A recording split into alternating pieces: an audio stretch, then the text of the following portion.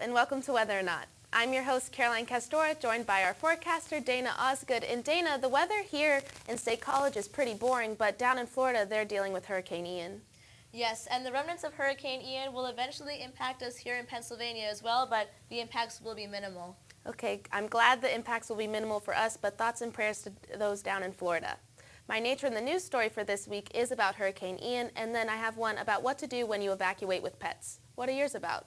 Those sound really interesting. This week, I have Nature in the News stories about sea urchins off the coast of a Dutch Caribbean island and how NASA attempted to redirect an asteroid. Interesting. And with that, let's get into Nature in the News.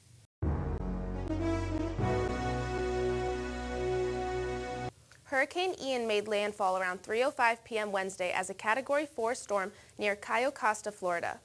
The storm neared Category 5 strength this morning as it approached Port Charlotte, Florida, with winds of 155 miles per hour. Several tornado warnings were issued in its outer bands, reaching areas like Broward County.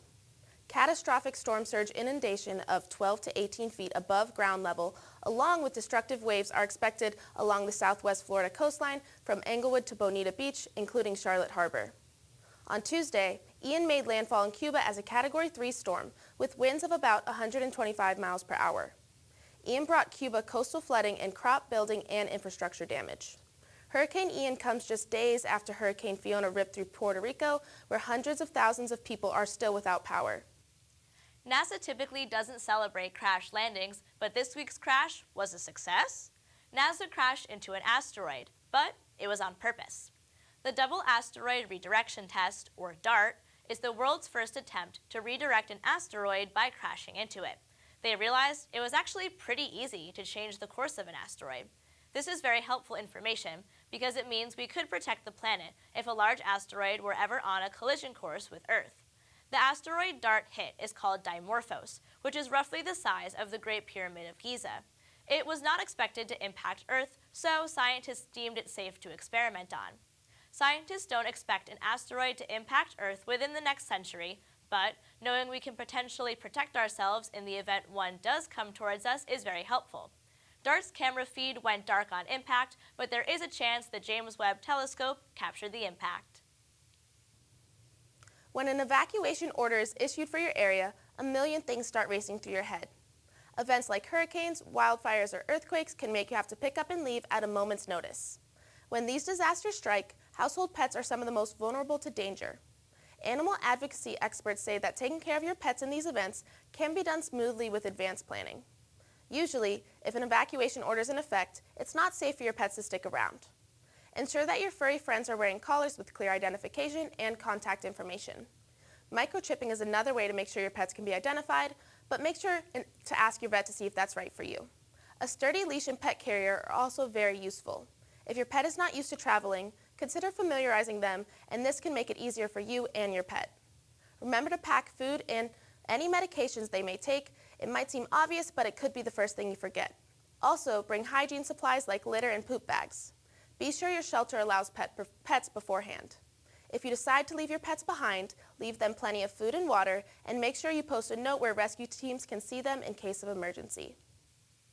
In a matter of days, Diadema City became a ghost town.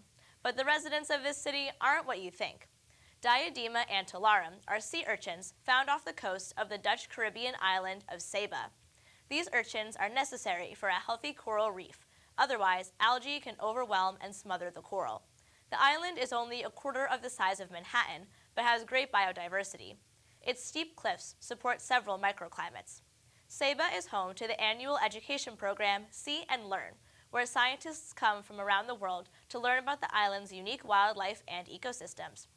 The goal of the program this year is to teach about the biodiversity crisis happening on the island, because it isn't just the sea urchins who are in danger. In order to help the sea urchins, the scientists turned to the lab. Growing them was a success, but they have to wait until they determine the cause of the die-off before introducing the new sea urchins.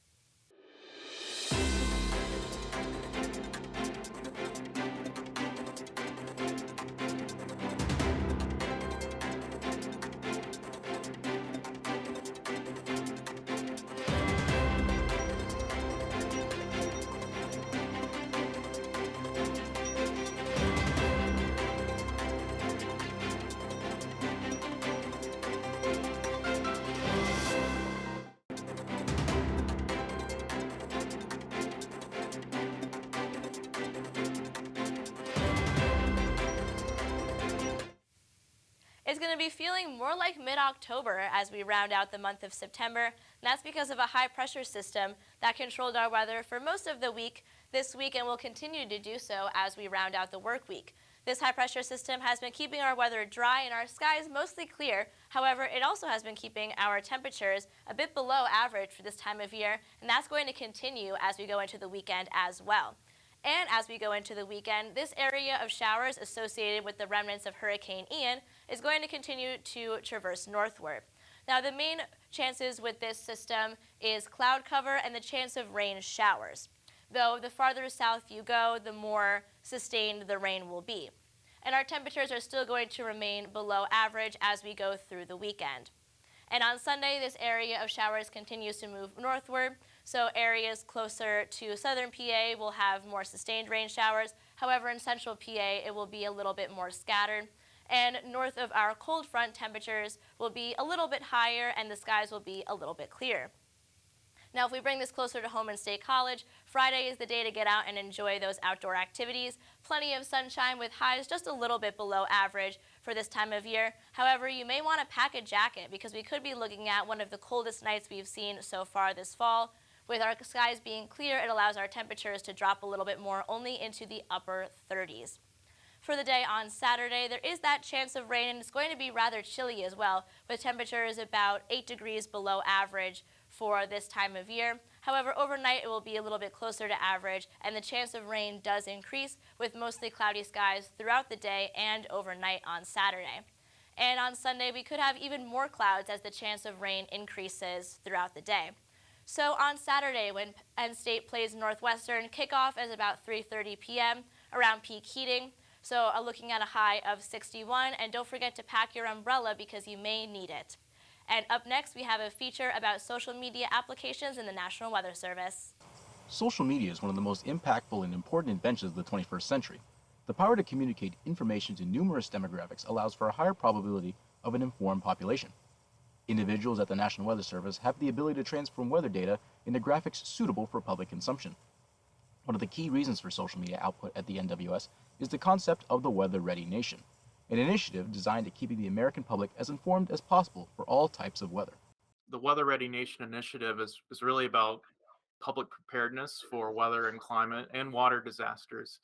So social media is just kind of one of the tools in our arsenal, in that it's versatile. We can adapt the message to the specific audience, in this case, the general public, and it helps us widen our range of outreach. So it allows us to put things like social media, like weather safety information out there that some of our key products don't really allow us to do. So we can do things like the summer weather and spring weather campaigns, winter weather campaigns.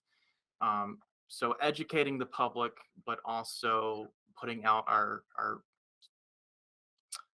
timely information as well. So things like weather alerts and watches, warnings, advisories. It's kind of a tool that lets us do all of that in one. Social media allows for meteorologists to take raw weather data from models and put them into a more digestible graphic that's easier for individuals outside of the industry to read.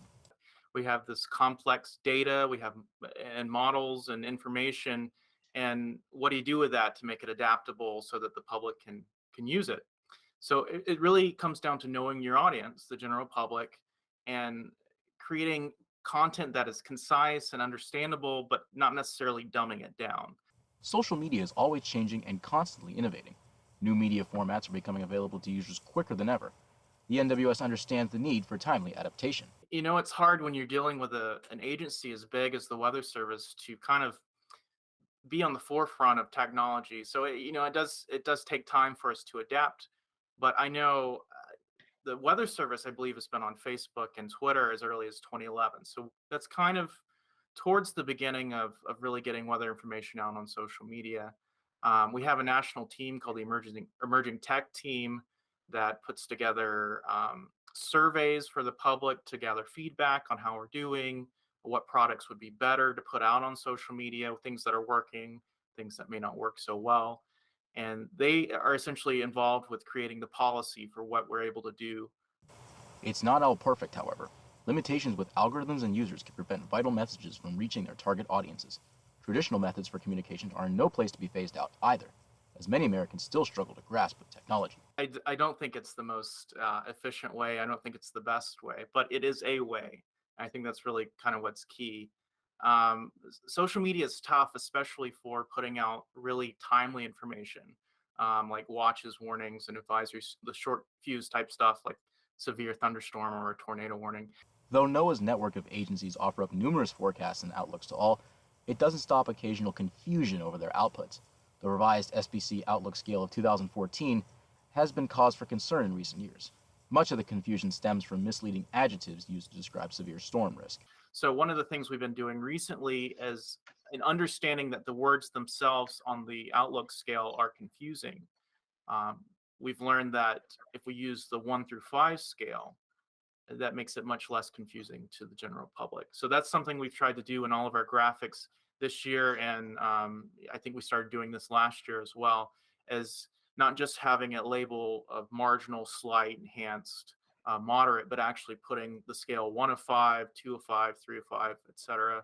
Despite the changing times, the National Weather Service remains committed to the success of the Weather Ready Nation initiative. Media continues to evolve at ever-increasing rates, prompting a speedy catch-up for all in the field of meteorology.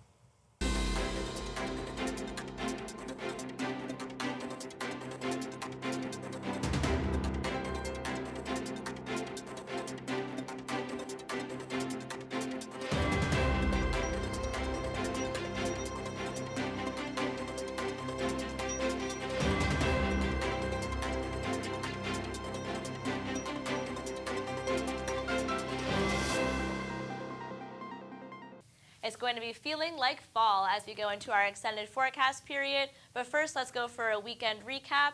We're going to start out on Friday with plenty of sunshine, though a bit chilly overnight, only in the upper 30s, which is well below average for this time of year. Though during the day, right about average, but with plenty of sunshine, it'll be a great day for some outdoor activities.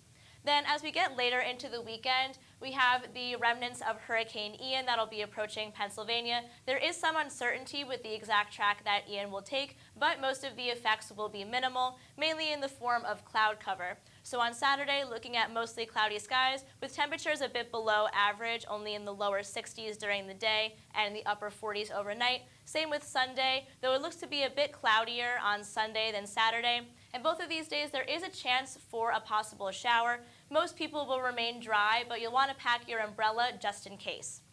And as we get into our extended forecast period, earlier in the week, we could still have the remnants of Hurricane Ian, giving us that chance of showers, and our temperatures will be a bit below average for this time of year. However, as we get a little bit later in the week, plenty of sunshine and our temperatures go to the other side of average, where we'll be a bit above average. And this will be great for any fall-like activities if you're getting out into the fall-like spirit. And now, here's your Weather Whiz Quiz with Caroline.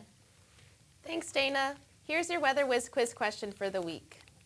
What is the minimum wind speed for a Category 5 hurricane? Is it A, 147 miles per hour, B, 150 miles per hour, C, 157 miles per hour, or is it D, 160 miles per hour? And your correct answer is C, 157 miles per hour. Wednesday morning, Hurricane Ian actually did reach 155 miles per hour. I'm curious if they do a reanalysis in the future, if they actually decide that it was a Category 5 hurricane, especially based on the damage that it caused. Yeah, it was only 2 miles per hour under the threshold, so it definitely could be. That's it for this week's show of Whether or Not. Thank you so much for watching and have a great evening.